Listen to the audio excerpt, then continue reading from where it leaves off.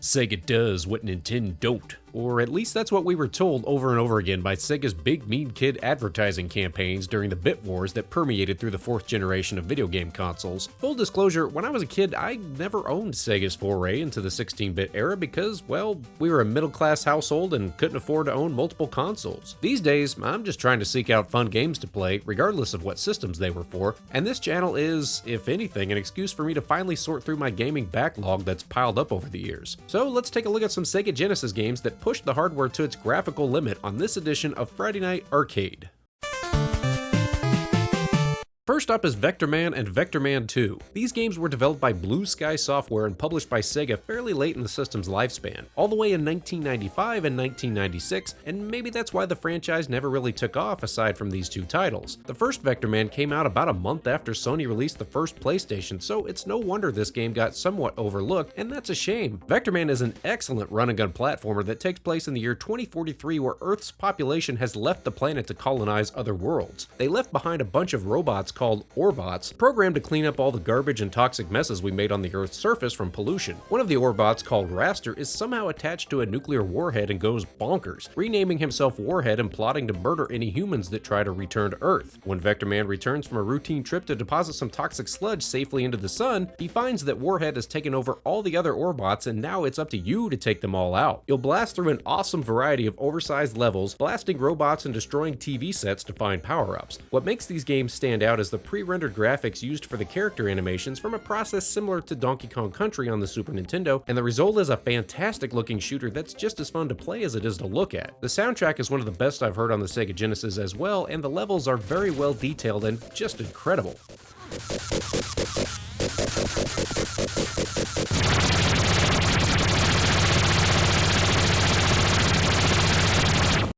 Red Zone was developed by Xerox and released by Time Warner Interactive in 1994. Those crazy communists are at it again. This time a dictator from the country of Zuristan has declared war and you play as a crack team of special operatives tasked with stopping global Armageddon. Check out the full motion cutscenes. This is all on 16-bit hardware, not 32X or anything, just a straight Sega Genesis. At a glance, this looks a lot like Desert Strike, but it's actually much more involved than that. There's two different top-down modes. The top-down helicopter sequences involve flying around bases, taking out enemies, or special missions like you might have to take out a specific radio tower or something like that, but then you land on the ground and take off on foot to infiltrate the enemy base. You might have a special mission like delivering a virus to the enemy's computer system. If you just like blowing stuff up, there's plenty of that here. The way the top-down graphics are presented is incredible given this is all being done on 16-bit hardware. Structures scroll in and out of the screen three-dimensionally. This is just awesome and there's plenty of levels to play through. Controlling the helicopter takes some getting used to, but it's definitely worth dealing with the learning curve to play through this game.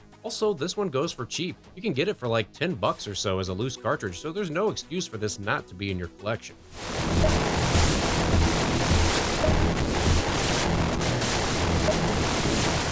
Well, if you grew up playing the Wolfenstein port on Super Nintendo, here's one for you. Zero Tolerance on the Sega Genesis plays just like that, although the plot is its own thing. At some point in the future, a special defense base near Europa has been attacked by aliens. As is typically how these things go, you take up the mantle of Zero Tolerance, a special squad of elite fighters who have to go in and deal with the problem. Seriously, shouldn't they just keep some of these guys on staff at places like this to keep it from happening to begin with? This game was developed by Technopop, who also did Spider-Man vs. the Kingpin, which was a game I really liked as well. It was released by Accolade in 1994. It's a first-person shooter where you get to sneak around a starbase taking out aliens and infected humans. You really just didn't see first-person games on the Sega, so this is actually a pretty big deal. The music is good, and the levels all get more and more complex as you go. The controls aren't as clunky as you'd expect for a 16-bit game either, or maybe I'm just lenient because I was used to playing SNES Wolfenstein. Either way, this game is still playable and quite enjoyable today. Sure, they had to shrink the actual playing area down to a fraction of the screen size, but they make up for it with all sorts of cool stuff on your heads-up display.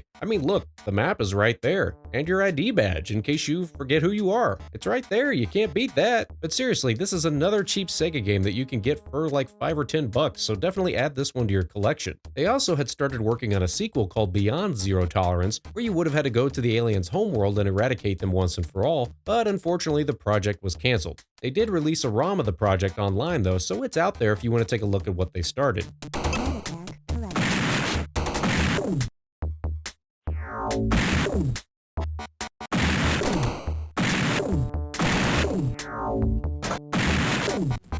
The Adventures of Batman and Robin was developed by Clockwork Tortoise and published by Sega in 1995. This is another game you'll be surprised to learn is running entirely on Sega Genesis hardware. No CD or 32X here, man. It's a side-scrolling beat-em-up meets Gunstar Heroes meets Contra meets... who knows? This game has no idea what it really wants to be in life, but it's certainly beautiful to look at. You take control of Batman or Robin and have to defeat Mr. Freeze, who's also let loose the Joker, Mad Hatter, and Two-Face for good measure. You can climb, kick, or shoot projectiles in the side-scrolling levels, but even those are their own thing, often using some digital trickery to pull off a fantastic three-dimensional scrolling effect. There's also overhead flying levels where you're looking down on the streets of Gotham, as well as side shooter flying levels, and no two areas are exactly the same, with a vast array of colors and set designs, as well as plenty of over-the-top boss battles. I've always wondered what would happen if Batman could fly through a red-hot cheese grater or zip through an oversized slinky, and this game makes that dream a reality for me. It's all a visual masterpiece. You can also bring a friend and play two-player co-op, which I highly recommend because this game is ridiculously difficult. Enemies spawn in hordes and never seem to let up.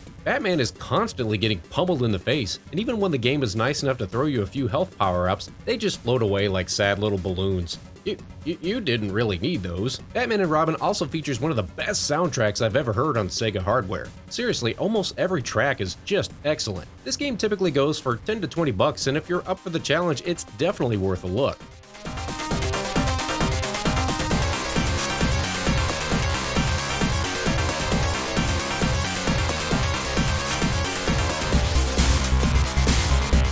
Star Cruiser is a first-person space exploration game that was initially developed by Arceus Software and released in 1988 for Sharp and NEC computers. It was ported by Messiah Games to the Sega Mega Drive in Japan in 1990, and an English translation of the port was in the works for Sega Genesis, but unfortunately that was cancelled. The game features the familiar-looking polygonal 3D effects you would have expected to see from SNES Super FX titles such as Star Fox or Stunt Race FX, but this was several years before Star Fox, which didn't come out until 1993. Also, Star Fox was a fairly simple rail shooter, while Star Cruiser is an open-world adventure. The story takes place in the 27th century, set a couple hundred years after a massive war between Earth and a hostile species of aliens. It's technically peacetime between Earth and the evil aliens, known as Void, but Federation Earth is still covertly working to undermine Void's operations. They've hired you as a bounty hunter to infiltrate Void's defenses and see what they're up to, and you'll spend your time traveling across the galaxy going on various missions against Void, infiltrating their bases and so forth, but you can also meet up with other characters, make repairs to your ship, and level up your character.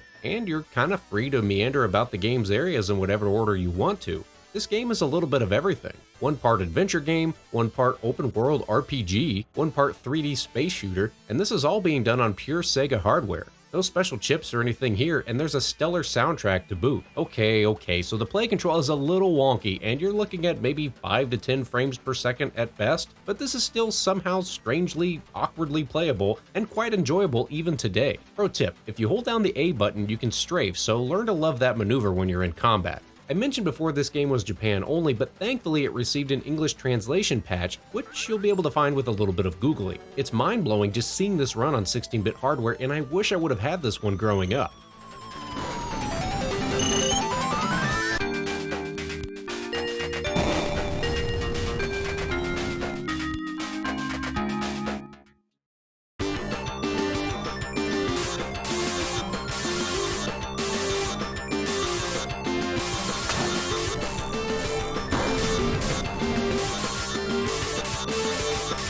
Well, you can file this one under, hey, at least they tried. It's Duke Nukem 3D on the Sega Mega Drive. Once again, no additional chips, just straight hardware. The story behind this game is a little muddy. So apparently this port of the 1996 PC game was developed and produced by an electronics company out of Brazil called Tectoy. It's a very trimmed down version, just 9 levels of the Lunar Apocalypse episode, and was released only in Brazil in 1998.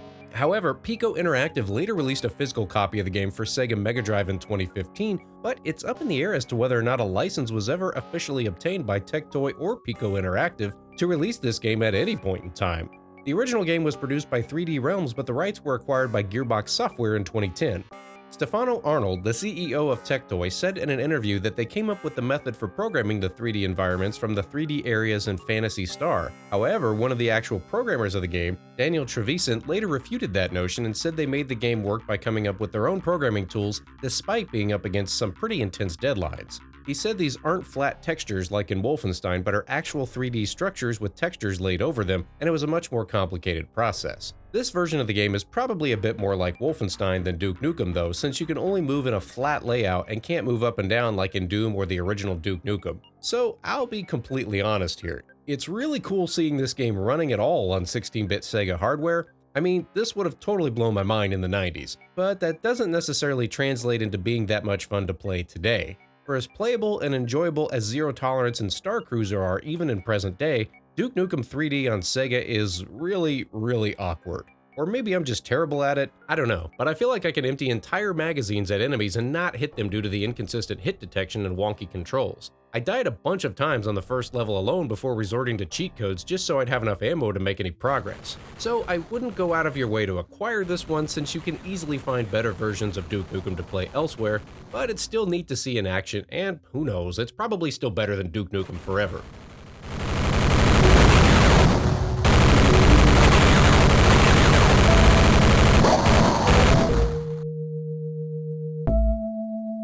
Okay, I know right now you're polishing up your keyboard and readying your anger-fueled replies to let me know which of your favorite games I forgot to cover. But remember, I mentioned at the outset of this, I'm really only recently dipping my toes into the water with all things Sega, so go easy on me, okay? So with that being said, what are some other Sega Genesis games with the best graphics? What are some of your other favorite Sega games in general that you'd like to see covered on the channel somewhere down the line? As always, thank you so much for watching, please don't text and drive, and I'll see you next time on Friday Night Arcade.